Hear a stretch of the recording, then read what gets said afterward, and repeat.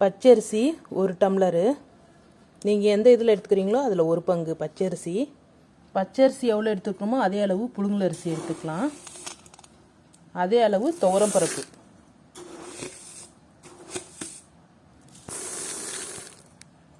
மூணுமே சம அளவு. இது 1 டம்ளர்னா புழுங்கலரிசி 1 டம்ளர், பச்சரிசி 1 டம்ளர்.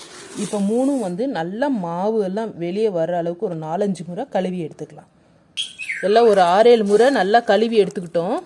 நான் ரேஷன் கடை பச்சரிசியும் ரேஷன் கடை புழுங்கலரிசியும் சேர்த்துருக்குறேன். இதை வந்து நல்லா கழுவிட்டோம். இப்போ வெயிலில் வந்து நல்லா காய வச்சு எடுத்துக்கலாம். பச்சரிசி, புழுங்கலரிசி, தூரப்பருப்பு மூணும் நல்லா கழுவிட்டு காய வச்சு எடுத்துருக்குறோம். சம அளவு மூணுமே. காரத்துக்கு தகுந்த மாதிரி காஞ்ச மிளகாய், நான் இது காஷ்மீரி சில்லி சேர்த்துருக்கேன். கலரு காரம் கம்மியாக இருக்கும். உங்கள் மிளகாய் எவ்வளோ காரமோ அதுக்கு தகுந்த மாதிரி சேர்த்துக்கோங்க.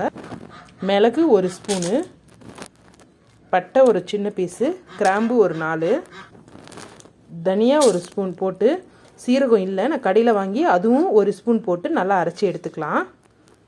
மிஷினில் கொடுத்து கொரகொரப்பாக அரைச்சி எடுத்துக்கலாம். ஒரு 2 ஸ்பூன் போல் சீரகம் சேர்த்துக்கலாம். இது எல்லாமே மாவு மில்லில் கொடுத்து அரைச்சிக்கலாம். பொடியாக கட் பண்ண வெங்காயம், கொஞ்சம் கருவேப்பிலை, நீங்கள் கொத்தமல்லி இருந்தால் கொத்தமல்லி கூட சேர்த்துக்கலாம். இப்போ அடை மாவு கொஞ்சம், நாம் இதில் உப்பு காரம் எல்லாம் சேர்த்துருக்குறோம். சேர்த்துட்டு தோசை மாவு பதத்துக்கு கரைச்சி எடுத்துகிட்டு நம்ம இது தோசையாகவும் போட்டுக்கலாம், கார வடையாகவும் செஞ்சுக்கலாம். நான் இன்றைக்கி கார வடை செய்கிறேன்.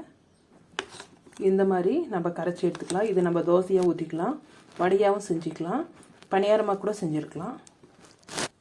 இப்போ வந்து எண்ணெய் காஞ்சிருச்சு. நம்ம சின்ன சின்ன வடையாக ஊற்றி எடுத்துக்கலாம்.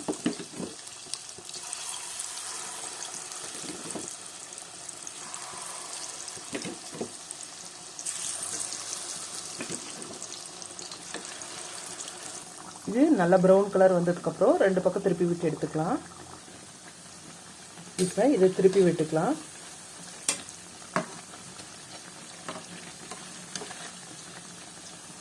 ப்ரௌன் கலரில் வெந்துருச்சு. இப்போ எடுத்துடலாம். எண்ணெயை எடுத்துட்டு